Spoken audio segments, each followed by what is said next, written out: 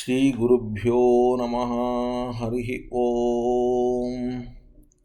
श्रियपत्ते नित्यागणितगुणमाणिक्यविशद प्रभाजालोल्लासोपहत सकलावद्यतमसे जगज्जन्मस्थेम प्रलयरचनाशीलवपुषे नमो अशेषाम्नाय स्मृतिहृदयदीप्ताय हरये। येन प्रादुरभाविभूमिवलये व्यस्तारिगोसन्ततिः प्राबोधिश्रुतिपङ्कजं करुणया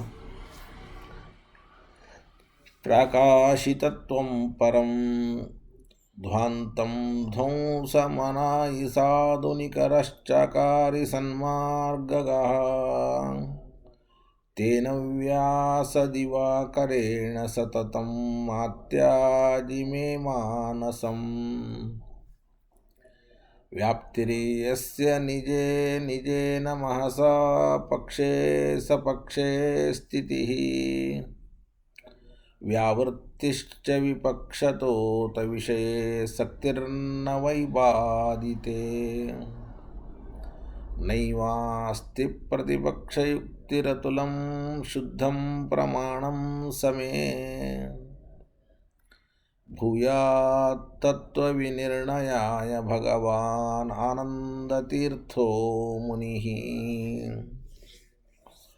भवति यदनुभावात् एडमुकोऽपि वाग्मी जडमतिरपि जन्तुर्जायते प्राज्ञमौलिः। सकलवचनचेतो देवता भारती सा मम वचसि निधत्तां सन्निधिं मानसे च। रमानिवासोचितवासभूमिः सन्न्यायरत्नावलिजन्मभूमिः। वैराग्यभाग्यो मम पद्मनाभ तीर्थामृताब्धिर्भवताद्विभूत्यै। पदवाक्यप्रमाणज्ञान प्रतिवादिमदच्छिदः श्रीमदक्षोभ्यतीर्थाख्यान उपतिष्ठे गुरुन्मम। श्रीमदानन्दतीर्थार्य सन्मनस्सरसी भुवि अनुव्याख्याननलिने चञ्चरीकति मे मनः। न शब्दाब्धौ गाढा न च निगमचर्चासु चतुरा न च न्याये प्रौढा न च विदितवेद्या अपि वयं। परं श्रीमत्पूर्णप्रमतिगुरुकारुण्यसरणिं प्रपन्नामान्या स्मः किमपि च वदन्तोऽपि महताम्। भगवता बादरायणेन प्राणिनां निःश्रेयसाय प्रणीतमपि ब्रह्ममीमांसाशास्त्रम् असाधु निबन्धान्धतमसा अवकुण्ठितत्वेन अप्रणीतमिव मन्यमानो भगवान् आनन्दतीर्थमुनिः। यथाचार्याभिप्रायम् अस्य भाष्यं विधाय अनुभाष्यमपि करिष्यन् विलीनप्रकृतितया स्वयमन्तराय विदुरोऽपि अनवरतमीश्वरप्रवणकाय करणवृत्तिरपि नारायणप्रणामादिकम् प्रारीप्सितस्य अनन्तराय परिसमाप्ते प्रत्ययस्य च हेतुतया अविगीतशिष्टाचारपरम्परादिना अवगतमवश्यं करणीयं शिष्यान् ग्राहयितुं ग्रन्थादौ निबध्नाति नारायणमिति। नारायणं निखिलपूर्णगुणैकदेहं निर्दोषमप्यतममप्यखिलैः सुवाक्यैः अस्योद्भवादिदमशेषविशेषतोऽपि वन्द्यं सदा प्रियतमं मम सन्नमामि।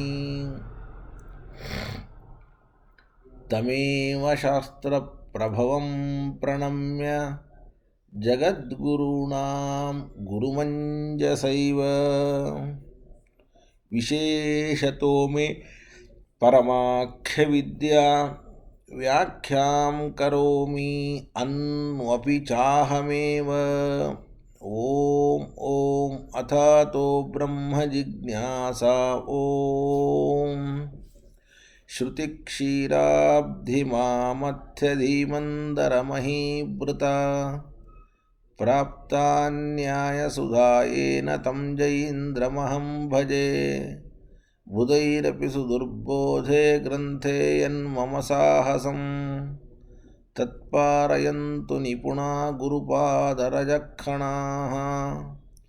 लौकिकालौकिकफललक्षणामृतदोहिनी गुरुवनुग्रहरूपां तां कामधेनुमुपास्महे। मध्वोक्तिर्द्विनदी जयार्यशुभवाक् सूर्यात्मजा संगमे व्याख्यास्नानमहो विदाय नृहरे प्राप्य प्रसादपरम्। प्रापुर्ये कृतकृत्यतां गतमला विद्यादिराजादयो योगीशा कृपयन्तु ते जयमुनेर्भावस्य बोधा इमे।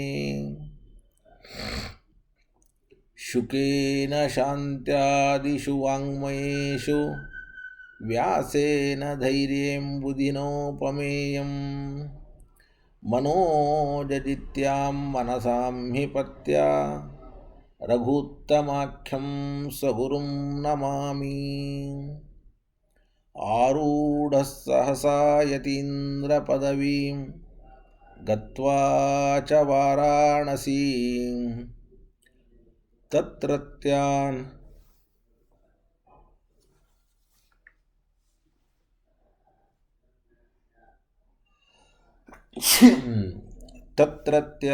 कुमतप्रचारनिरतान् अद्वैतिदिग्धन्तिनः प्रौढार्थै वचनैः सुयुक्तिकचितैः सम्भीषयन्मोदयन्। सत्यध्यानसुकेसरी विजयते पादाश्रितश्रीपतेः।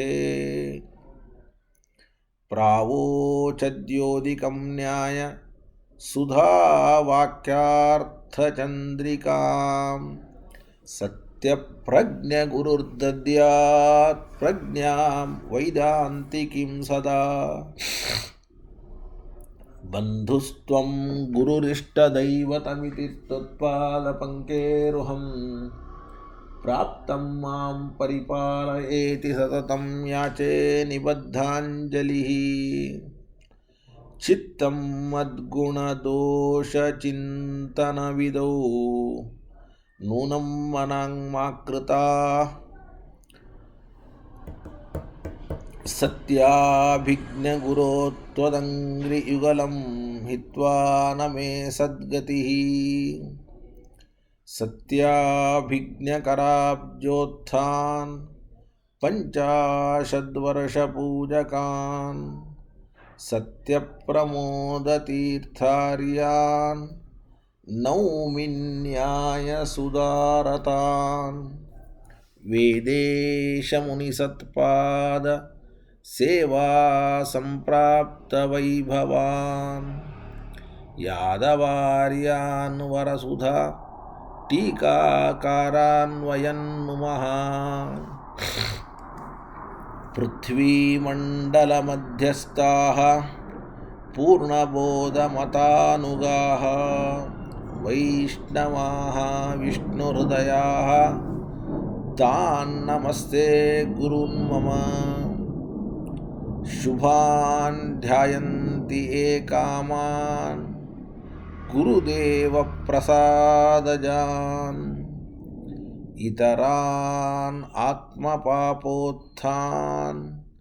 ತೇಷಾಂ ವಿದ್ಯಾ ಫಲಿಷ್ಯತಿ ಆಪಾದಮೌಲಿಪರ್ಯಂತಂ ಗುರುಣಾಂ ಆಕೃತಿಂ ಸ್ಮರೇತ್ ತೇನ ವಿಘ್ನಾಃ ಪ್ರಣಶ್ಯಂತಿ ಸಿದ್ಧ್ಯಂತಿ ಚ ಮನೋರಥಾಃ ಯತ್ಪದಂ ವೇದ ಸಂವೇದ್ಯಂ ಕಟಾಕ್ಷೇಣಾಪಿ ವೀಕ್ಷಿತುಂ ನ ಕ್ಷಮಂತೆ ವಿಮತಯಃ ತಮುಪಾಸೆ ಶ್ರಿಯಪತಿಂ ಕುಪಿತಾ ಹಿ ಫಣಚ್ಛಾಯಾ ಸಮೀಕೃತ್ಯ ಪರಂ ಸುಖಂ ಸೇವಂತೆ ಯತ್ಪದಂ ಧೀರಾಃ ತಂ ಭಜೆ ವಲ್ಲಭಂ ಶ್ರಿಯಃ ಯದೀಯಚರಣಾಂಭೋಜ ಛಾಯಾಮಾಶ್ರಿತ್ಯ ನಿರ್ವೃತಾಃ ನಂದಂತಿ ಸತತಂ ಮುಕ್ತಾಃ ಸಂಶ್ರಯೇ ತಂ ಶ್ರಿಯಪತಿಂ ಯದುತಾಪಸಲಭ್ಯಮನಂತಭವೈ ತದುತೋ ಪರತತ್ವಮಿಹೈಕಪದಾತ್ ಜಯತೀರ್ಥಕೃತೌ ಪ್ರವಣೋ ನ ಪುನರ್ ಭವಭಾಗ್ಭವತೀತಿ ಮತಿರ್ಹಿ ಮಮ. ಶ್ರೀ ಗುರುಭ್ಯೋ ನಮಃ. ಹರಿ ಓಂ ಹರಿ ಓಂ ಹರಿ ಓಂ. ಪೃಥುಗುಪದೇಶಾಧಿಕರಣದ ಕೊನೆಯ ಹಂತದಲ್ಲಿ ಇದ್ದೇವೆ. ಒಟ್ಟಾರೆ ವೇದಗಳಲ್ಲಿ ಯಾವುದೇ ಒಂದು ವೇದವಾಕ್ಯವೂ ಕೂಡ ಅಭೇದವನ್ನು ಹೇಳ್ತದೆ ಅಂತ ಮೇಲ್ನೋಟಕ್ಕೆ ಅನಿಸಿದ್ದರೂ ಕೂಡ ಅಭೇದವನ್ನು ಮೇಲ್ನೋಟಕ್ಕೆ ಹೇಳ್ತದೆ ಅಂತ ಅನಿಸಿದ ಎಲ್ಲ ಐಕ್ಯಪರವಾದ ಆಗಮಗಳು ಕೂಡ ಭೇದಪರವೇ ಹೊರತಾಗಿ ಅವುಗಳು ಐಕ್ಯವನ್ನು ಯಾವ ಕಾರಣಕ್ಕೂ ಕೂಡ ಹೇಳಲಿಕ್ಕೆ ಸಾಧ್ಯ ಇಲ್ಲ. ನಮಗೆ ಅಭೇದವನ್ನು ಹೇಳ್ತದೆ ಅಂತ ತೋರುವುದು ಸಾದೃಶ್ಯ ಇದ್ದದ್ದರ ವಿವಕ್ಷೆಯಿಂದ. ಸಾದೃಶ್ಯ ಇದ್ದದ್ದಕ್ಕೆ ಅಭೇದ ಇದೆ ಅಂತ ಹೇಳಿದಂತೆ ಕಾಣುತ್ತೆ. ಅಥವಾ ಪ್ರಾಧಾನ್ಯ ವಿವಕ್ಷೆಯಿಂದ, ಸ್ವಾತಂತ್ರ್ಯ ವಿವಕ್ಷೆಯಿಂದ ಜೀವನಿಗೆ ಪರಮಾತ್ಮನ ಅಭೇದವನ್ನು ಹೇಳಿದೆ ಹೊರತಾಗಿ ಸ್ವರೂಪಾಭೇದವನ್ನು ಜೀವಬ್ರಹ್ಮರಿಗೆ ಯಾವ ಕಾರಣದಿಂದಲೂ ಯಾವ ಶ್ರುತಿಯೂ ಕೂಡ ಹೇಳ್ತಾ ಇಲ್ಲ. ಎಲ್ಲೇ ಆಗಲಿ ಜೀವಬ್ರಹ್ಮರ ಸ್ವರೂಪಗಳಿಗೆ ಅಭೇದವನ್ನು ಹೇಳತಕ್ಕಂಥದ್ದು ದೂರತೋಪಾಸ್ತ ಅನ್ನುವಂತಹ ಮಾತನ್ನು ನಾವು ಈ ಸಂದರ್ಭದಲ್ಲಿ ಅರ್ಥವನ್ನು ಮಾಡಬೇಕು. ಇನ್ನು ತತ್ವಮಸಿ ಅನ್ನುವಂತಹ ಶ್ರುತಿ ಇದೆ.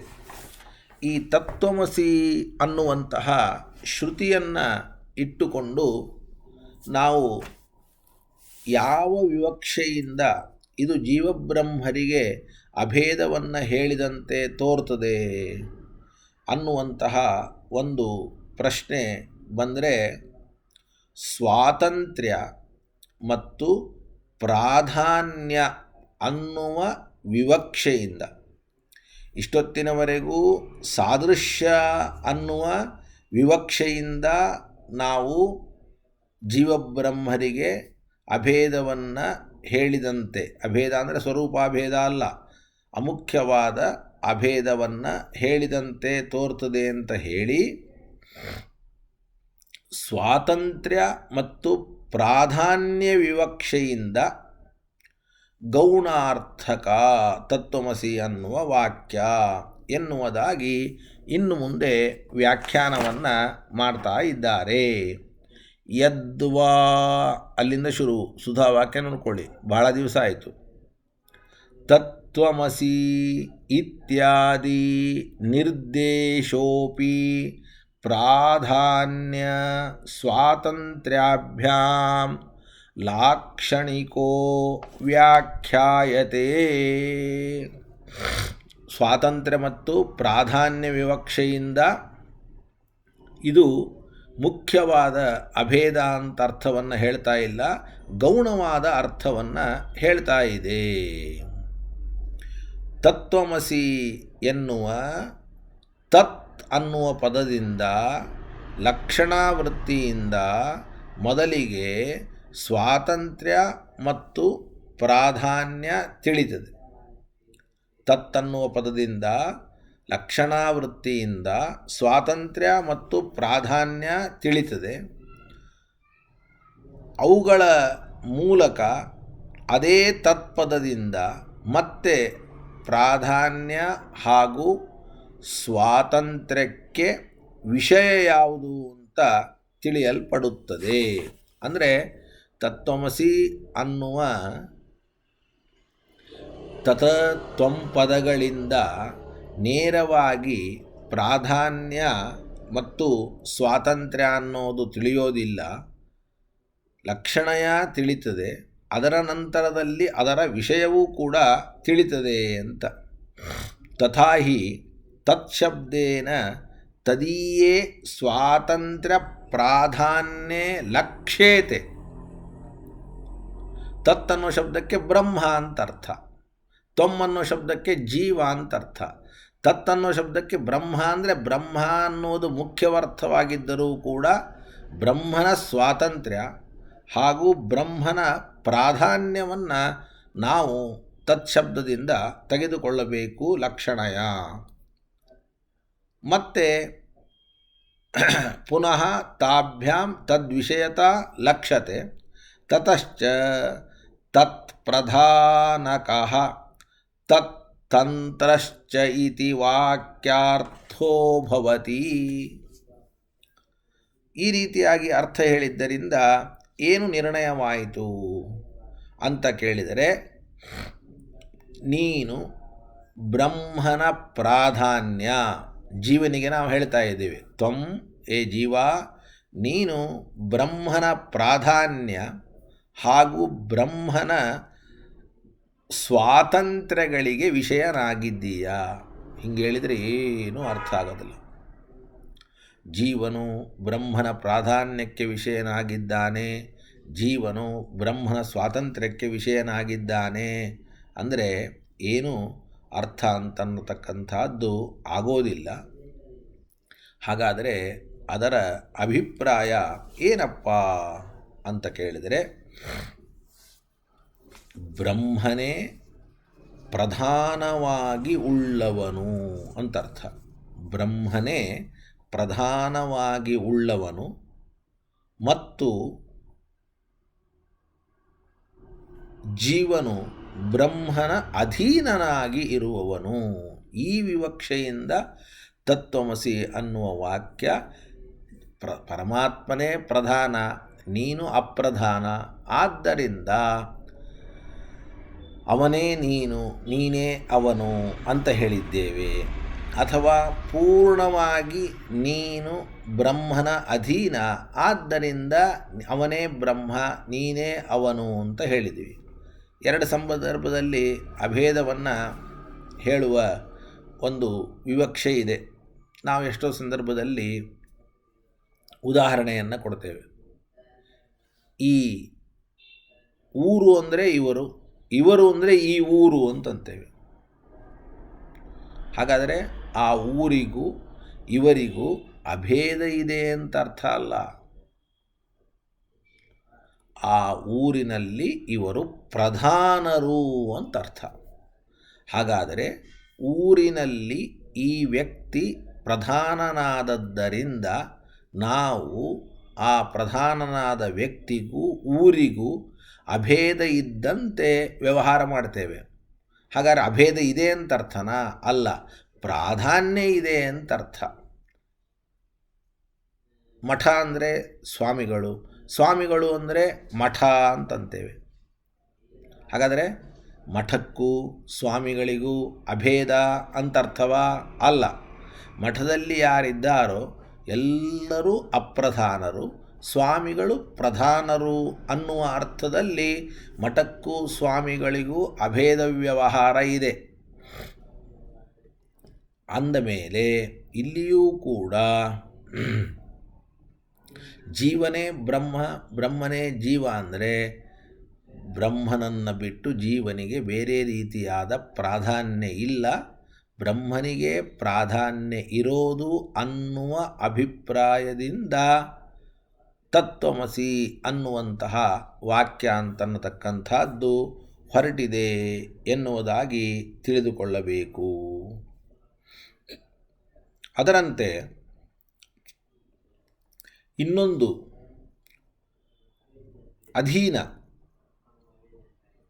ಅಧೀನವಿದ್ದಂತಹ ಸಂದರ್ಭದಲ್ಲಿಯೂ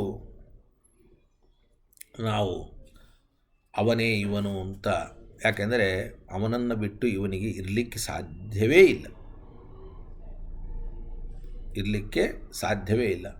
ಒಬ್ಬ ತಂದೆ ತುಂಬ ವೃದ್ಧನಾಗಿರ್ತಾನೆ, ಅಶಕ್ತನಾಗಿರ್ತಾನೆ. ಆಗ ಅವನು ಹೇಳ್ತಾನೆ, ನನ್ನ ಮಗ ಇಲ್ಲ ಅಂದರೆ ನಾನು ಇರಲಿಕ್ಕೆ ಸಾಧ್ಯ ಇಲ್ಲ. ಅಂದರೆ ನನ್ನ ಮಗ ಅಷ್ಟು ನನಗೆ ಸೇವೆಯನ್ನು ಮಾಡ್ತಾನೆ ಅಂತ. ಅವನೇ ನಾನು, ನಾನೇ ಅವನು. ಯಾಕೆಂದರೆ ಅವನಿಲ್ಲದೆ ನಾನು ಇರಲಿಕ್ಕೆ ಸಾಧ್ಯ ಇಲ್ಲ ಅಂತ. ಅವನಿಲ್ಲದೆ ಅಂದರೆ ಅವನು ಎಲ್ಲವನ್ನೂ ಮಾಡಿಸಬೇಕು, ಅಂದರೆ ಇವನು ಮಾಡಲಿಕ್ಕೆ ಸಾಧ್ಯ ಅಂತ ಅದ್ಯಧೀನ ಭಾವ ಇದ್ದಂತಹ ಸಂದರ್ಭದಲ್ಲಿಯೂ ಕೂಡ ಅಭೇದದ ವ್ಯವಹಾರ ಅಂತನ್ನತಕ್ಕಂಥದ್ದು ಇದೆ. ಈ ಕಾರಣಕ್ಕಾಗಿ ನಾವು ಏನನ್ನು ಹೇಳಬೇಕು ಅಂತಂದರೆ, 3 ಅಭಿಪ್ರಾಯ. ಒಂದು ಸ್ವಾತಂತ್ರ್ಯ, ಇನ್ನೊಂದು ಪ್ರಾಧಾನ್ಯ, ಮತ್ತೊಂದು ಸಾದೃಶ್ಯ. ಇಷ್ಟರ ಅಭಿಪ್ರಾಯದಿಂದ ಜೀವಬ್ರಹ್ಮರಿಗೆ ಐಕ್ಯವನ್ನು ಹೇಳಿದಂತೆ ತತ್ವಮಸಿ ಅಭಿಪ್ರಾಯವನ್ನು ಪಟ್ಟಿದೆ ಹೊರತಾಗಿ ಸ್ವರೂಪೈಕ್ಯವನ್ನು ಹೇಳುವ ಅಭಿಪ್ರಾಯ ಸರ್ವಥಾ ತತ್ವಮಸಿ ಅಂತನ್ನತಕ್ಕ ವಾಕ್ಯಕ್ಕೆ ಇಲ್ಲ. ಏತದಪಿ ಉಪಲಕ್ಷಣಂ ಅತತ್ವಮಸಿ ಇತ್ಯಾದಿ ವ್ಯಾಖ್ಯಾನಾಂತರಮಪಿ ಅತ್ರ ದ್ರಷ್ಟವ್ಯಂ. ಅಷ್ಟೇ ಅಲ್ಲದೆ ನಾವು ತತ್ವಮಸಿ ಅನ್ನುವ ಪದಚ್ಛೇದವನ್ನೇ ಮಾಡೋದು ಬೇಡ. ಆ ವಾಕ್ಯದ ಪೂರ್ಣ ಪಾಠ ಹೀಗಿದೆ. ಏನಂತ? ಸಾ ತತ್ವಮಸಿ ಶ್ವೇತಕೇತೋ ಅಂತಿದೆ. ಸಾ ತತ್ವಮಸಿ ಶ್ವೇತಕೇತೋ ಅಂತಿದ್ದಾಗ ಸಾ ಅತತ್ವಮಸಿ ಶ್ವೇತಕೇತೋ ಅಂತೂ ಪದವಿಭಾಗವನ್ನು ಮಾಡಬಹುದು, ತತ್ವಮಸಿ ಅಂತ ಪದವಿಭಾಗವನ್ನು ಮಾಡಬಹುದು. ಆದರೆ ನಾವು ಅತತ್ವಮಸಿ ಅನ್ನುವುದಾಗಿ ಪದವಿಭಾಗವನ್ನು ಮಾಡಿಯೂ ಕೂಡ ಅವನು ನೀನಲ್ಲ. ನೋಡಿ, ತತ್ವಮಸಿ ಅಂದರೆ ಅವನು ನೀನು ಅಂತ ಅರ್ಥ. ಅತತ್ವಮಸಿ ಅಂದರೆ ಸರ್ವಥಾ ಅವನು ನೀನಲ್ಲ ಅನ್ನುವಂತಹ ಅಭಿಪ್ರಾಯವನ್ನು ಕೂಡ ಇಲ್ಲಿ ನಮಗೆ ತಿಳಿಸಿಕೊಡ್ತಾ ಇದ್ದಾರೆ. ಸ್ಯಾದೇತತ್ ತುಶಬ್ದೋ ಹಿ ಸೌತ್ರ ಅವಧಾರಣಾರ್ಥ ತೇನ ಚ ಸಾದೃಶ್ಯಾತಿರಿಕ್ತ ಅರ್ಥೋ ನಿವರ್ತ್ಯತೆ. ಓಂ ತದ್ಗುಣಸಾರತ್ವಾತ್ತು ತದ್ವ್ಯಪದೇಶಃ ಪ್ರಾಜ್ಞವತ ಓಂ ಅನ್ನುವಂತಹ ಸೂತ್ರ. ಈ ಸೂತ್ರದಲ್ಲಿ ತದ್ಗುಣಸಾರತ್ವಾತ್ತು ಅಂತ ತು ಶಬ್ದ ಇದೆ. ಆ ತು ಶಬ್ದವು ಅವಧಾರಣ ಅಂದರೆ ನಿಶ್ಚಯ, ಇವರೇ ಅಂತ ನಿಶ್ಚಯ ಅನ್ನುವ ಅರ್ಥದಲ್ಲಿದ್ದು, ಶ್ರುತಿಗಳು ಅಭೇದವನ್ನು ಹೇಳುವುದಕ್ಕೆ ಸಾದೃಶ್ಯವೇ ಕಾರಣ, ಬೇರೆ ಕಾರಣ ಅಲ್ಲ. ಯಾವುದೇ ಶ್ರುತಿ ಅಭೇದವನ್ನು ಹೇಳಿದರೂ ಆ ಅಭೇದವನ್ನು ಹೇಳಲಿಕ್ಕೆ ಸಾದೃಶ್ಯವೇ ಕಾರಣ ಅಂತ ನಾವು ಹೇಳಿದ್ವಿ ಅಂತ ಇಟ್ಕೊಳ್ಳೋಣ. ಹಾಗೆ ಹೇಳಿಬಿಟ್ರೆ ಶ್ರುತಿಗಳು ಅಭೇದವನ್ನು ಹೇಳೋದಕ್ಕೆ ಸಾದೃಶ್ಯ ಒಂದೇ ಕಾರಣ ಅಲ್ಲ, ಸ್ವಾತಂತ್ರ್ಯನೂ ಕಾರಣ, ಪ್ರಾಧಾನ್ಯನೂ ಕಾರಣ. ಸ್ವಾತಂತ್ರ್ಯ ವಿವಕ್ಷೆಯಿಂದ, ಪ್ರಾಧಾನ್ಯ ವಿವಕ್ಷೆಯಿಂದ ಶ್ರುತಿಗಳು ಅಭೇದವನ್ನು ಹೇಳಿದ್ದು ಉಂಟು. ಅವುಗಳನ್ನು ಕೈ ಬಿಟ್ಬಿಟ್ಟು ನೀವು ಕೇವಲ ಸಾದೃಶ್ಯವೇ ಕಾರಣ ಅಂತ ಏವಕಾರವನ್ನು ಹೇಳುವ ತೂ ಶಬ್ದದಿಂದ ಸೂಚನೆಯನ್ನು ಮಾಡ್ತೀರಲ್ಲ, ಹೆಂಗೆ ಮಾಡ್ತೀರಿ ಅನ್ನುವಂತಹ ಒಂದು ಪ್ರಶ್ನೆ ಬಂದರೆ ಅದಕ್ಕೆ ಉತ್ತರವನ್ನು ನಾವು ತಿಳಿದುಕೊಳ್ಳಬೇಕು. ಏನಪ್ಪ ಅಂತಂದರೆ, ಸಾದೃಶ್ಯಾಚ್ಚ ಪ್ರಧಾನತ್ವಾತ್ ಸ್ವಾತಂತ್ರ್ಯಾದಪಿ ಚಾಭಿಧಾಂ ಆಹುರೀಶೇನ ಜೀವಸ್ಯ ನ ಸ್ವರೂಪಾಭಿಧಾಂ ಕ್ವಚಿತ್ ಅಂತ ಅನುವ್ಯಾಖ್ಯಾನ ಈಗಾಗಲೇ ನಾವು ನೋಡಿದ್ದೇವೆ. ಆ ಅಭಿಧಾಂ ಕ್ವಚಿತ್ ಎನ್ನುವಂತಹ ಅನುವ್ಯಾಖ್ಯಾನದಿಂದ ನಾವು ಈ ಪ್ರಶ್ನೆಗೆ ಉತ್ತರವನ್ನು ತಿಳಿದುಕೊಳ್ಳಬೇಕು. ನೋಡಿ, ಕಥಂ ಅರ್ಥಾಂತರವರ್ಣನಂ ತತ್ಕಥಂ ಅರ್ಥಾಂತರವರ್ಣನಂ ಇತ್ಯತಃ ಅನ್ಯಥಾ ವ್ಯಾಚಷ್ಟೇ ನ ಇತಿ.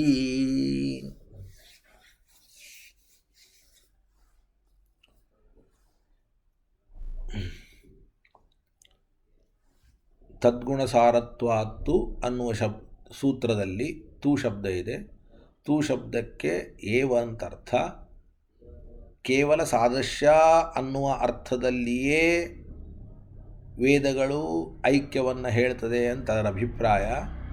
ಕೇವಲ ಸಾದೃಶ್ಯ ಅನ್ನುವ ಅರ್ಥದಲ್ಲಿ ಹೇಳಿಲ್ಲ, ಪ್ರಾಧಾನ್ಯ ಮತ್ತು ಸ್ವಾತಂತ್ರ್ಯ ಅನ್ನುವ ಅರ್ಥದಲ್ಲಿಯೂ ಹೇಳಿರುವಾಗ ಕೇವಲ ಸಾದೃಶ್ಯ ಅನ್ನುವುದಾಗಿ ನೀವು ಹೇಗೆ ಹೇಳ್ತೀರಿ ಅಂತನ್ನುವ ಪ್ರಶ್ನೆ ಬಂದರೆ ಅದಕ್ಕೆ ನಸ್ವರೂಪಭಿಧಾಂ ಕ್ವಚಿತ್ ಅನ್ನುವ ಅನುವ್ಯಾಖ್ಯಾನ ಉತ್ತರವನ್ನು ಕೊಡ್ತಾ ಇದೆ.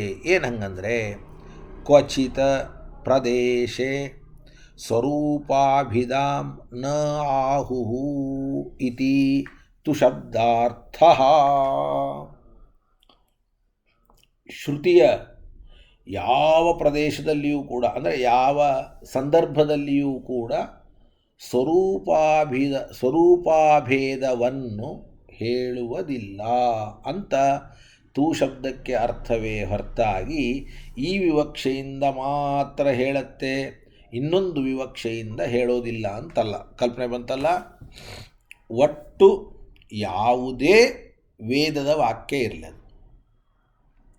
ತತ್ವಮಸಿ ಇರಲಿ, ಅಹಂ ಬ್ರಹ್ಮಾಸ್ಮಿ ಇರಲಿ, ನಾನ್ಯೋಥೋ ಅಸ್ತಿ ದ್ರಷ್ಟ ಇರಲಿ, ನೇಹನಾ ನಾಸ್ತಿ ಕಿಂಚನ ಇರಲಿ, ಯಾವುದೇ ವೇದದ ವಾಕ್ಯ ಇದ್ದರೂ, ಪುರಾಣದ ವಾಕ್ಯ ಇದ್ದರೂ, ಯಾವ ವಾಕ್ಯ ನೀವು ಅಭೇದ ಪರ ಅಂತ ಹೇಳ್ತೀರೋ ಆ ವಾಕ್ಯ ಸರ್ವಥಾ ಸ್ವರೂಪಾಭೇದವನ್ನು, ಸ್ವರೂಪೈಕ್ಯವನ್ನು ಹೇಳಲಾರದು ಅಂತ ಅರ್ಥವೇ ಹೊರತಾಗಿ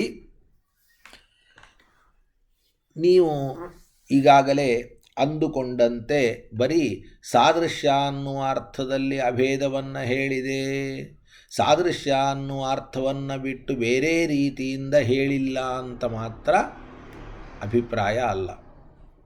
ಸ್ವರೂಪೈಕ್ಯವನ್ನು ಹೇಳೋದಿಲ್ಲ ಅಂತಿಷ್ಟೇ ಅರ್ಥ. ಹಾಗಾದರೆ ಸಾದೃಶ್ಯ ಅನ್ನುವ ಅರ್ಥದಲ್ಲಿಯೂ ಐಕ್ಯವನ್ನು ಹೇಳಿರಬಹುದು, ಪ್ರಾಧಾನ್ಯ ಅನ್ನುವ ಅರ್ಥದಲ್ಲಿಯೂ ಐಕ್ಯವನ್ನು ಹೇಳಿರಬಹುದು, ಸ್ವಾತಂತ್ರ್ಯ ಅನ್ನುವ ಅರ್ಥದಲ್ಲಿಯೂ ಕೂಡ ಐಕ್ಯವನ್ನು ಹೇಳಿರಬಹುದು ಅಂತ ಈ ರೀತಿಯಾಗಿ ಅರ್ಥವನ್ನು ಮಾಡಿಕೊಳ್ಬೇಕು.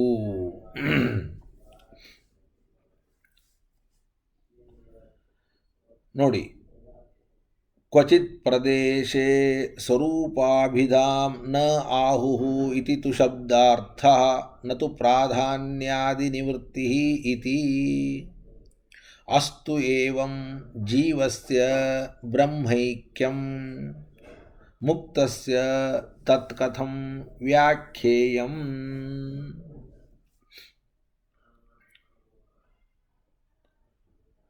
ಈಗ ನೀವು ಹೇಳಿದ ರೀತಿಯಲ್ಲಿ ಸಾದೃಶ್ಯ, ಪ್ರಾಧಾನ್ಯ, ಸ್ವಾತಂತ್ರ್ಯ ಅನ್ನುವ ನಿಮಿತ್ತದಿಂದಲೇ ತತ್ವಮಸ್ಯಾದಿ ಶ್ರುತಿಗಳು ಜೀವರಿಗೆ ಬ್ರಹ್ಮರಿಗೆ ಐಕ್ಯವನ್ನು ಹೇಳಿದೆ ಅಂತ ಒಪ್ಪಿಕೊಳ್ಳೋಣ. ಆದರೆ ಜೀವ ಅಂದರೆ ಇಬ್ಬರಿದ್ದಾರೆ. ಒಬ್ಬರು ಸಂಸಾರಿ ಜೀವ, ಇನ್ನೊಬ್ಬರು ಮುಕ್ತರಾದ ಜೀವರು. ನೀವು ಬೇಕಾದರೆ ಸಂಸಾರಿಯಾದ ಜೀವನಿಗೂ ಬ್ರಹ್ಮನಿಗೂ ಸಾದೃಶ್ಯ ವಿವಕ್ಷೆಯಿಂದ, ಸ್ವಾತಂತ್ರ್ಯ ವಿವಕ್ಷೆಯಿಂದ ಅಥವಾ ಪ್ರಾಧಾನ್ಯ ವಿವಕ್ಷೆಯಿಂದ ಐಕ್ಯವನ್ನು ಹೇಳಿದ್ದಾರೆ ಅಂತ ಹೇಳ್ಕೊಳ್ಳಬೇಕಾದ್ರೆ, ಸ್ವರೂಪೈಕ್ಯದಿಂದ ಹೇಳಿಲ್ಲ ಅಂತ ಹೇಳಿ. ಆದರೆ ಮುಕ್ತರಿಗೆ ಐಕ್ಯವನ್ನು ಹೇಳುವಂತಹ ಶ್ರುತಿ ಇದೆ. ಬರೀ ಜೀವನಿಗೆ ಬ್ರಹ್ಮನಿಗೆ ಐಕ್ಯವನ್ನು ಹೇಳುವ ಶ್ರುತಿ ಅಂತ ಇಟ್ಕೊಂಡ್ರೆ ನೀವು ಅದನ್ನು ಏನೋ ಸರ್ಕಸ್ ಮಾಡಿ ಸ್ವರೂಪ ಐಕ್ಯ ಅಲ್ಲ ಸಾದೃಶ್ಯ ಐಕ್ಯ ಅಂತ ಹೇಳಿಬಿಡ್ತೀರಿ. ಆದರೆ ಮುಕ್ತರಿಗೆ ಐಕ್ಯವನ್ನು ಹೇಳುವಂತಹ ಶ್ರುತಿ ಇದೆ ಅಂತ ಇಟ್ಟುಕೊಳ್ಳಿ. ಆ ಮುಕ್ತರಿಗೆ ಐಕ್ಯವನ್ನು ಹೇಳುವ ಶ್ರುತಿಗೆ ಏನರ್ಥವನ್ನು ಹೇಳ್ತೀರಿ? ಅಲ್ಲಿ ಸಾದೃಶ್ಯೈಕ್ಯ, ಪ್ರಾಧಾನ್ಯೈಕ್ಯ ಇವನ್ನು ಹೇಳಲಿಕ್ಕೆ ಬರೋದೇ ಇಲ್ಲ. ಹೇಳಿದರೆ ಸ್ವರೂಪೈಕ್ಯವನ್ನೇ ಹೇಳಬೇಕು. ಅಸ್ತು ಏವಂ ಜೀವಸ್ಯ ಬ್ರಹ್ಮೈಕ್ಯಂ ಮುಕ್ತಸ್ಯ ತತ್ಕಥಂ ವ್ಯಾಖ್ಯೇಯಂ ನ ಚ ತದಪಿ ಉಕ್ತನ್ಯಾಯೇನ ಇತಿ ಉಕ್ತಂ. ಅಲ್ಲ,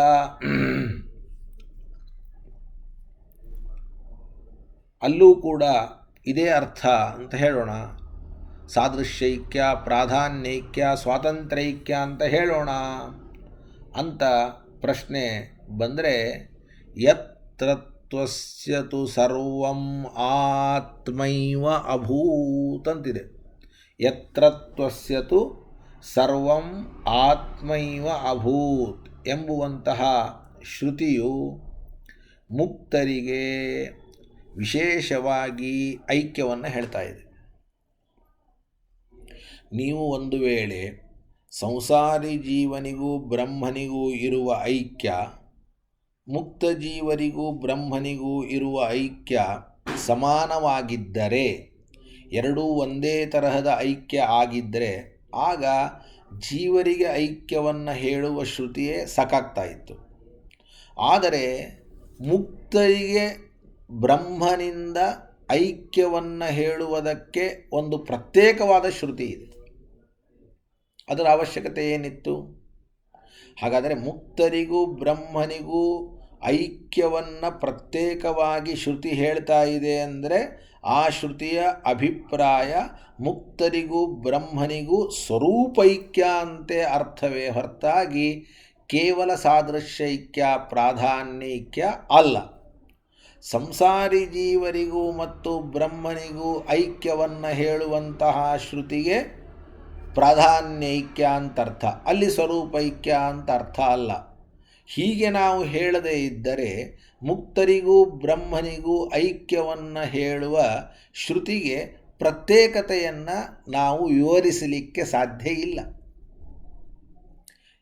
ಎಲ್ಲ ಜೀವರಾಶಿಗಳಿಗೂ, ಅವರು ಮುಕ್ತರಿರ್ಬೋದು ಅಮುಕ್ತರಿರ್ಬೋದು, ಎಲ್ಲ ಜೀವರಾಶಿಗಳಿಗೂ ಬ್ರಹ್ಮನಿಗೂ ಒಂದೇ ರೀತಿಯಾದ ಐಕ್ಯ ಇರುವುದಾಗಿದ್ದರೆ ಆಗ ಮುಕ್ತ ಜೀವರಿಗೆ ಪ್ರತ್ಯೇಕವಾಗಿ ವಿಶಿಷ್ಟವಾದ ರೀತಿಯಲ್ಲಿ ಯತ್ರತ್ವಸ್ಯ ಸರ್ವಂ ಆತ್ಮೈವ ಅಭೂತ್ ಅನ್ನುವ ಶ್ರುತಿ ಐಕ್ಯವನ್ನು ಹೇಳಬಾರದಾಗಿತ್ತು. ಹೇಳ್ತಾ ಇದೆ ಅಂತಂದ ಮೇಲೆ ಸ್ವರೂಪೈಕ್ಯದ ಅಭಿಪ್ರಾಯದಿಂದಲೇ ಹೇಳ್ತಾ ಇದೆ ಹೊರತಾಗಿ ಸಾದೃಶ್ಯೈಕ್ಯದ ವಿವಕ್ಷೆಯಿಂದ ಅಲ್ಲ ಅನ್ನುವ ಅಭಿಪ್ರಾಯ ಇಲ್ಲಿ ನಾವು ತಿಳಿದುಕೊಳ್ಳಬೇಕು. ತಥಾ ಸತಿ ಯತ್ರತ್ವಸ್ಯ ಇತ್ಯಾದಿ ವಿಶೇಷಃ ವಿಶೇಷೋಕ್ತ್ಯನುಪಪತ್ತೇಃ ಇತ್ಯತಃ ಆಹ ಸ್ಥಾನೈಕ್ಯಂ ಇತಿ. ಅದಕ್ಕೆ ಉತ್ತರವಾಗಿ ಶ್ರೀಮದ್ ಆಚಾರ್ಯರು ಸ್ಥಾನೈಕ್ಯ ಅನ್ನುವಂತಹ ಅನುವ್ಯಾಖ್ಯಾನದಿಂದ ಹೇಳ್ತಾ ಇದ್ದಾರೆ.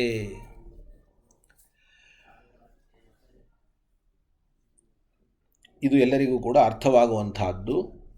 ಸ್ಥಾನೈಕ್ಯಂ ಐಕಮತ್ಯಂಚ, ಸ್ಥಾನೈಕ್ಯಂ ಐಕಮತ್ಯಂಚ ಮುಕ್ತಸ್ಯ ತು ವಿಶಿಷ್ಯತೆ, ಮುಕ್ತಸ್ಯ ತು ವಿಶಿಷ್ಯತೆ.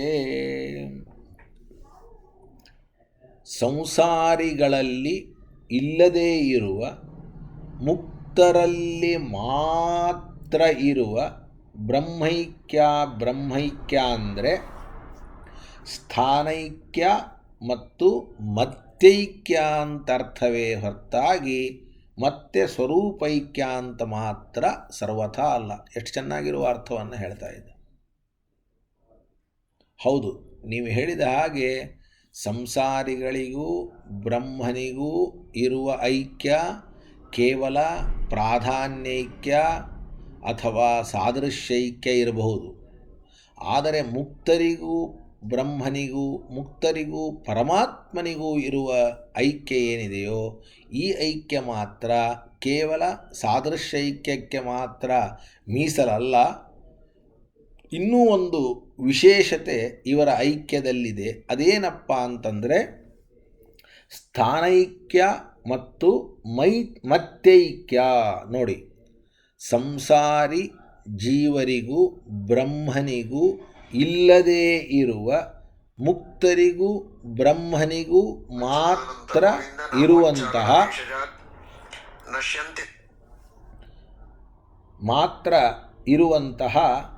ಬ್ರಹ್ಮೈಕ್ಯ. ಬ್ರಹ್ಮೈಕ್ಯ ಅಂತಂದರೆ ಅದು ಸ್ಥಾನೈಕ್ಯ ಮತ್ತು ಮತ್ತೈಕ್ಯ.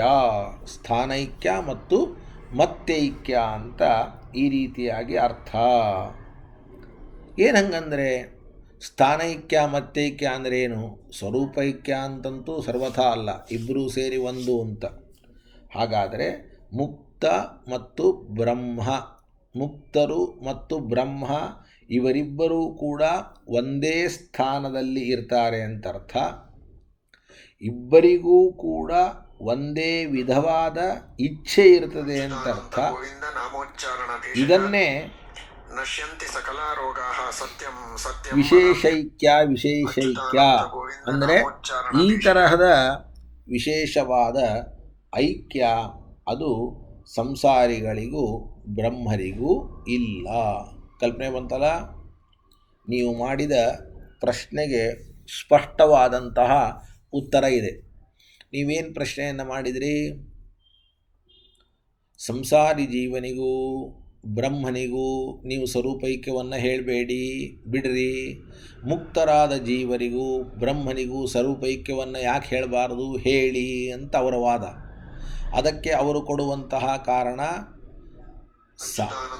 ಎಲ್ಲ ಜೀವರಿಗೂ ಬ್ರಹ್ಮನಿಗೂ ಐಕ್ಯವನ್ನು ಹೇಳುವ ಶ್ರುತಿ ತತ್ವಮಸಿ. ಆದರೆ ಮುಕ್ತ ಜೀವರಿಗೂ ಬ್ರಹ್ಮನಿಗೂ ಐಕ್ಯವನ್ನು ಹೇಳತಕ್ಕಂತಹ ಶ್ರುತಿ ಅದು ಸ್ಪೆಷಲ್. ಯತ್ರತ್ವಸ್ಯ ಸರ್ವಂ ಆತ್ಮೈವ ಅಭೂತ್ ಅಂತ. ಮುಕ್ತರಿಗೂ ಬ್ರಹ್ಮನಿಗೂ ಐಕ್ಯವನ್ನು ಹೇಳುವ ಶ್ರುತಿ ಪ್ರತ್ಯೇಕವಾಗಿ ಇದೆ ಅಂತಂದ ಮೇಲೆ ಸಂಸಾರಿ ಜೀವರಿಗೆ ಹೇಳುವಂತಹ ಐಕ್ಯ ಇರೋದಿಲ್ಲ, ಇದು ಸ್ವರೂಪೈಕ್ಯವೇ ಇರ್ತದೆ ಅಂತ ನಿಮ್ಮ ಅಭಿಪ್ರಾಯ ಪಟ್ಟಿದ್ರಿ. ನಿಮ್ಮ ಅಭಿಪ್ರಾಯ ಇತ್ತು. ಆದರೆ ಆ ಅಭಿಪ್ರಾಯದಿಂದ ಸರ್ವಥಾ ಅಲ್ಲ. ಕಿಂತು ಸ್ಥಾನೈಕ್ಯ ಮತ್ತೈಕ್ಯ ಇನ್ನೂ ಹೊಸದಿದು. ಅಂದರೆ ಸಂಸಾರಿ ಜೀವರು ಮತ್ತು ಬ್ರಹ್ಮ ಒಂದು ಸ್ಥಾನದಲ್ಲಿ ಇರೋದಿಲ್ಲ. ಆದ್ದರಿಂದ ಸಂಸಾರಿ ಜೀವರಿಗೂ ಬ್ರಹ್ಮರಿಗೂ ಸ್ಥಾನೈಕ್ಯ ಇರೋದಿಲ್ಲ. ಎರಡನೇದಾಗಿ ಸಂಸಾರಿ ಜೀವರ ಇಚ್ಛೆ ಹಾಗೂ ಬ್ರಹ್ಮನ ಇಚ್ಛೆ ಒಂದಾಗಿರೋದಿಲ್ಲ. ಮತಿ ಅನ್ನೋ ಶಬ್ದಕ್ಕೆ ಇಚ್ಛೆ ಅಂತ ಅರ್ಥ, ಬುದ್ಧಿ ಅಂತ ಅರ್ಥ ಮತಿ ಅನ್ನೋ ಶಬ್ದಕ್ಕೆ.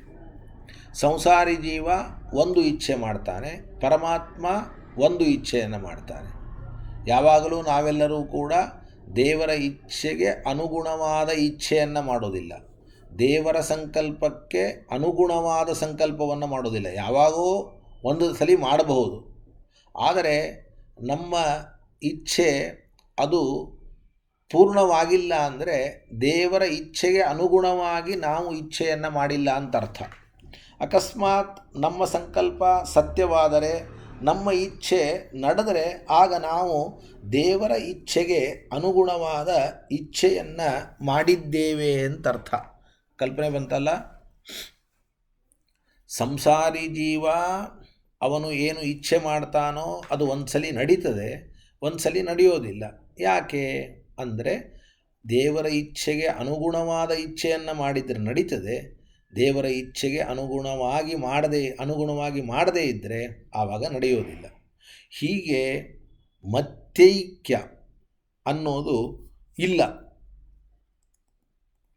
ಆದರೆ ಮುಕ್ತ ಜೀವರಲ್ಲಿ ಮಾತ್ರ, ಮುಕ್ತ ಜೀವರು ಏನು ಇಚ್ಛೆಯನ್ನು ಪಡ್ತಾರೆ ಅಂದರೆ ದೇವರ ಇಚ್ಛೆಗೆ ವಿರುದ್ಧವಾಗಿ ಇಚ್ಛೆಯನ್ನೇ ಪಡೋದಿಲ್ಲ. ಅವರು ಇಚ್ಛೆಯನ್ನೇ ಪಡೋದಿಲ್ಲ.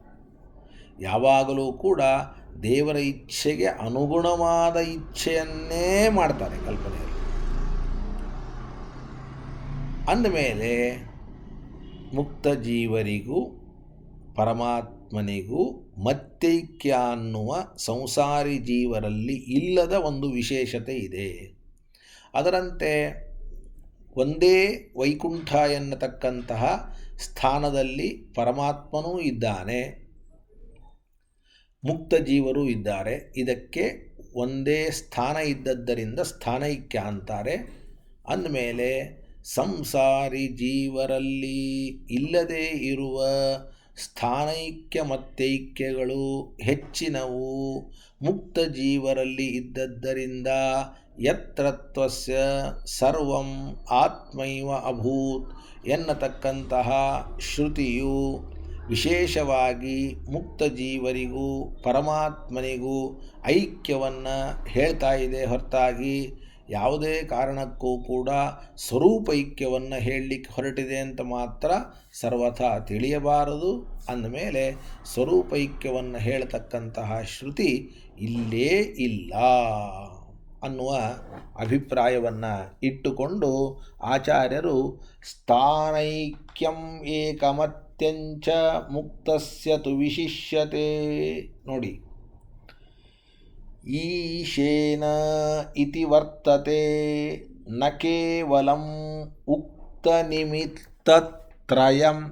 ಕಿನ್ನಾಮ ಏತನ್ನಿಮಿತ್ತದ್ವಯಂ ವಿಶಿಷ್ಯತೆ. ಈಗಾಗಲೇ 3 ನಿಮಿತ್ತಗಳನ್ನು ಹೇಳಿದೆ.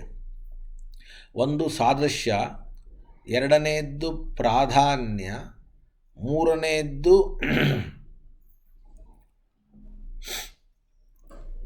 ಸ್ವಾತಂತ್ರ್ಯ. ಈ ಮೂರಲ್ಲದೆ ಇನ್ನೆರಡು ಯಾವುದು? ಸ್ಥಾನೈಕ್ಯ ಮತ್ತೈಕ್ಯ. ನಾವು ಸ್ಥಾನೈಕ್ಯಕ್ಕೆ ಮತ್ತೈಕ್ಯಕ್ಕೆ ಉದಾಹರಣೆಯನ್ನು ತಿಳಿದುಕೊಳ್ಳುವುದಾದರೆ, ಸಾಯಂಕಾಲ ಆಯಿತು, ಆವಾಗ ನಾವು ಹೇಳ್ತೇವೆ ಬೆಳಗಿನಿಂದ ಹುಲ್ಲನ್ನು ಮೇಯುವುದಕ್ಕೆ ಹೋದಂತಹ ಎಲ್ಲ ಹಸುಗಳು ಕೂಡ ಸಾಯಂಕಾಲ ಗೋಶಾಲೆಯಲ್ಲಿ ಒಂದಾದವು ಅಂತ ಹೇಳ್ತೇವೆ. ಅಲ್ಲಿ ಇಲ್ಲಿ ಚದರಿ ಹೋಗಿದ್ದು ಸಾಯಂಕಾಲ ಒಂದಾದವು ಅಂತ. ಒಂದಾದವು ಅಂದರೆ 100 ಹಸು ಹೋಗಿ 1 ಹಸು ಆಯಿತು ಅಂತ ಅರ್ಥನ? ಸಾಧ್ಯನೇ ಇಲ್ಲ.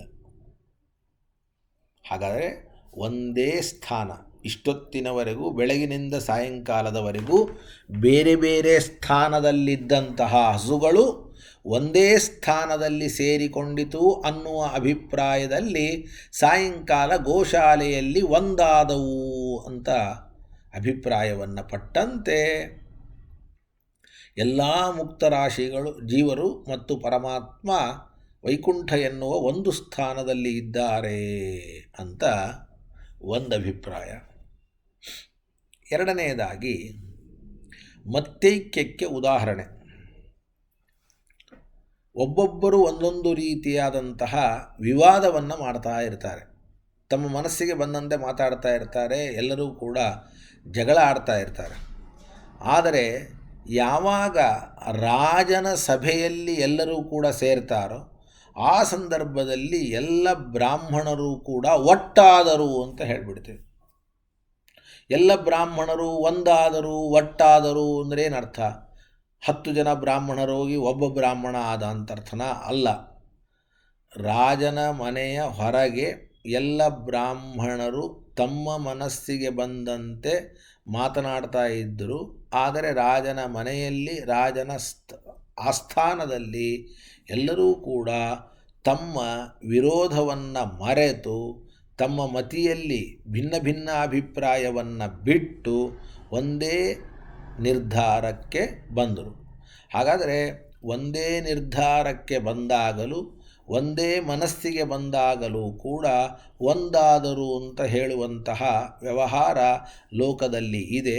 ಅದಕ್ಕೆ ಮತ್ತೈಕ್ಯ ಎನ್ನುವುದಾಗಿ ಕರೀತಾರೆ.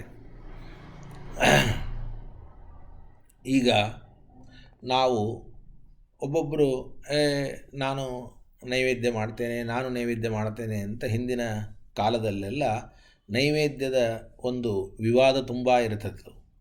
ಆದರೆ ಸ್ವಾಮಿಗಳು ಬಂದಾಗ ಯಾರ ವಿವಾದವೂ ಕೂಡ ಇಲ್ಲ, ಎಲ್ಲರೂ ಒಂದೇ ಮತಿ. ನಾವೆಲ್ಲರೂ ಕೂಡ ಸ್ವಾಮಿಗಳ ಮೂಲರಾಮದೇವರ ಪ್ರಸಾದವನ್ನು ಸ್ವೀಕಾರ ಮಾಡೋದು, ಮೂಲರಾಮದೇವರು ಸ್ವಾಮಿಗಳು ಮಾಡಿದ ನೈವೇದ್ಯವನ್ನು ಸ್ವೀಕಾರ ಮಾಡೋದು ಮುಗಿದೋಯ್ತು. ಹಾಗಾದರೆ ಸ್ವಾಮಿಗಳು ಇಲ್ಲದೇ ಇದ್ದಾಗ ಒಬ್ಬೊಬ್ಬರು ಒಂದೊಂದು ತರಹ ತಮ್ಮ ಮನಸ್ಸಿಗೆ ಬಂದಂತೆ ನಡೆದುಕೊಂಡಾಗ ಸ್ವಾಮಿಗಳ ಸನಿಹದಲ್ಲಿ ಎಲ್ಲರೂ ಒಂದೇ ಆದರು. ಅಣ್ಣ ತಮ್ಮ ಇದ್ದಾರೆ, ಅಣ್ಣ ತಮ್ಮ ಇಬ್ಬರು ಭಾರೀ ಜಗಳಾಡ್ತಾ ಇದ್ದರು. ಆಮೇಲೆ ಯಾರೋ ಬಂದು ಉಪದೇಶ ಮಾಡಿದರು, ಅಣ್ಣ ತಮ್ಮ ಈಗ ಒಂದೇ ಆಗಿದ್ದಾರಪ್ಪ, ಅಣ್ಣ ತಮ್ಮ ಒಂದೇ ಆಗಿದ್ದಾರೆ ಅಂತಂದರೆ ಜಗಳವನ್ನು ಬಿಟ್ಟು ಒಂದೇ ಇಚ್ಛೆ, ಒಂದೇ ಬುದ್ಧಿ, ಒಂದೇ ಮನಸ್ಸಿನವರಾಗಿದ್ದಾರೆ ಅಂತ ಅರ್ಥವೇ ಹೊರತಾಗಿ ಅಣ್ಣ ತಮ್ಮ ಇಬ್ಬರು ಹೋಗಿ ಒಬ್ಬನೇ ಆದ, ಒಂದ ಅಣ್ಣ ಒಂದ ತಮ್ಮ ಅಂತ ಅರ್ಥನ? ಹೀಗೆ ಲೋಕದಲ್ಲಿಯೂ ಕೂಡ ಸ್ಥಾನೈಕ್ಯ ಮತ್ತು ಮತ್ತೈಕ್ಯ ಅನ್ನತಕ್ಕಂತಹ ವ್ಯವಹಾರಗಳು ಉಂಟೇ ಉಂಟು. ಆ ಕಾರಣದಲ್ಲಿ ಇಲ್ಲಿಯೂ ಕೂಡ ಸಾದೃಶ್ಯೈಕ್ಯ ನೋಡಿ, ಒಟ್ಟು 5 ಆಯಿತು. ಲೆಕ್ಕ ಇಟ್ಕೊಳ್ಳಿ. ಒಂದೊಂದರ ಬಗ್ಗೆಯೂ ಕೂಡ ನೀವು ಮನಸ್ಸಿನಲ್ಲಿ ವ್ಯವಹಾರದಲ್ಲಿ ನಡೆಯೋ ಉದಾಹರಣೆಗಳನ್ನು ಚಿಂತನೆ ಮಾಡಿ. ನಾನು ಹೇಳಿದ ಉದಾಹರಣೆಯನ್ನೇ ಇಟ್ಕೋಬೇಕು ಅಂತಲ್ಲ. ಸ್ಥಾನೈಕ್ಯದಿಂದ ಐಕ್ಯವ್ಯಪದೇಶ, ಮತ್ತೈಕ್ಯದಿಂದ ಐಕ್ಯವ್ಯಪದೇಶ, ಸಾದೃಶ್ಯ ವಿವಕ್ಷೆಯಿಂದ ಐಕ್ಯವ್ಯಪದೇಶ, ಪ್ರಾಧಾನ್ಯ ವಿವಕ್ಷೆಯಿಂದ ಐಕ್ಯವ್ಯಪದೇಶ, ಸ್ವಾತಂತ್ರ್ಯ ವಿವಕ್ಷೆಯಿಂದ ಐಕ್ಯವ್ಯಪದೇಶ. ಹೊರತಾಗಿ ಈ ಯಾವ ಸ್ಥಳದಲ್ಲಿಯೂ ಕೂಡ ಸ್ವರೂಪೈಕ್ಯ ವಿವಕ್ಷೆಯಿಂದ ಐಕ್ಯವ್ಯಪದೇಶ ಆದದ್ದು ಸರ್ವಥಾ ಇರುವುದಿಲ್ಲ.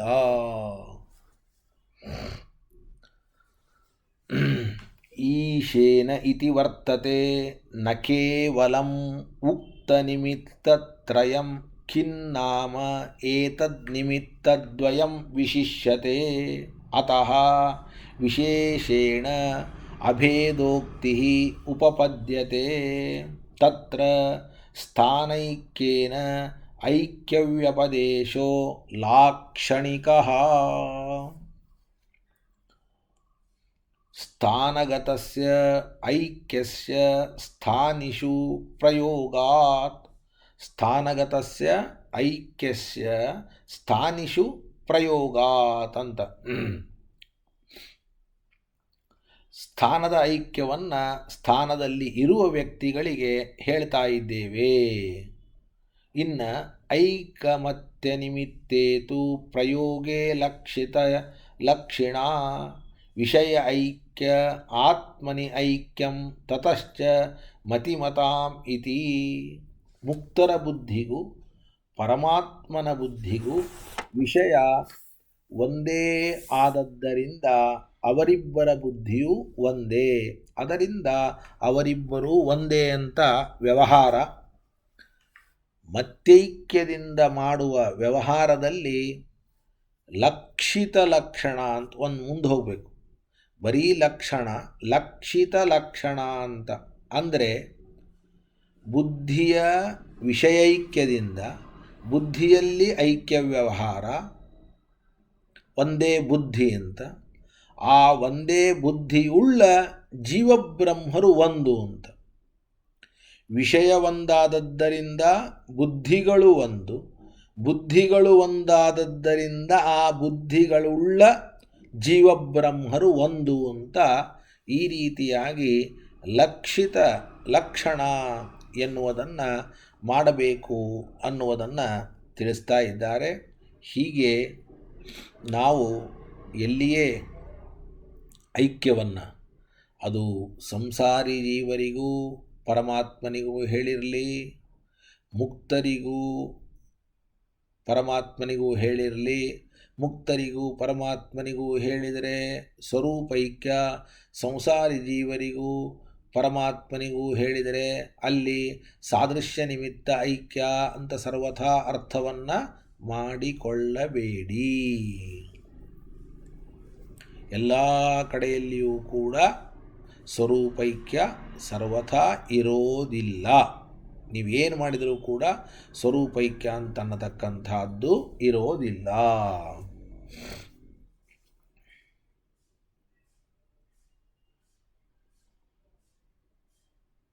ಇನ್ನು ಈಗ ಜೀವರಲ್ಲಿ ಸಜ್ಜೀವರು ದುರ್ಜೀವರು ಅಂತಿದ್ದಾರೆ. ಎಲ್ಲ ಸಜ್ಜೀವರಲ್ಲಿಯೂ ಕೂಡ ಸಮಾನವಾದ ಜ್ಞಾನಾನಂದ ಸ್ವರೂಪದಿಂದ ಹೇಳಿದ ಸಾದೃಶ್ಯ ಸಂಸಾರಿ ಜೀವರಲ್ಲಿ ಅದು ಅನಭಿವ್ಯಕ್ತವಾಗಿದೆ. ಆ ಜ್ಞಾನಾನಂದ ಸ್ವರೂಪ ಅಭಿವ್ಯಕ್ತವಾಗಿಲ್ಲ. ಆದರೆ ಮುಕ್ತರಲ್ಲಿ ಮಾತ್ರ ಆ ಜ್ಞಾನಾನಂದ ಸ್ವರೂಪ ಅಭಿವ್ಯಕ್ತವಾಗಿದೆ. ಈ ಅಭಿಪ್ರಾಯದಿಂದಲೂ ವಿಶೇಷವಾಗಿ ಮುಕ್ತರಿಗೆ ಅಭೇದವನ್ನು ಹೇಳ್ತಾ ಇದ್ದೇವೆ ಅಂತ ಇನ್ನೊಂದು ರೀತಿಯಿಂದ ಮುಕ್ತ ಜೀವರಿಗೂ ಸಂಸಾರಿಗಳಿಗೂ ಅಭೇದದ ವಿಷಯದಲ್ಲಿ, ಅಂದರೆ ಪರಮಾತ್ಮನ ಜೊತೆಗೆ ಅಭೇದದ ವಿಷಯದಲ್ಲಿ ವ್ಯತ್ಯಾಸ ಇದೆ.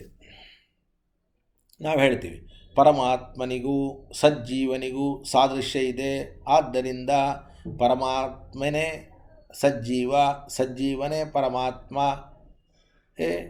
ಸಾದೃಶ್ಯ ಅಂದರೆ ಯಾವ ಅಭಿಪ್ರಾಯದಲ್ಲಿ? ಪರಮಾತ್ಮನಲ್ಲಿರುವ ಜ್ಞಾನಾನಂದಾದಿಗಳಿಗೆ ಸದೃಶವಾದ ಜ್ಞಾನಾನಂದಾದಿಗಳು ಇವೆ ಅಂತ.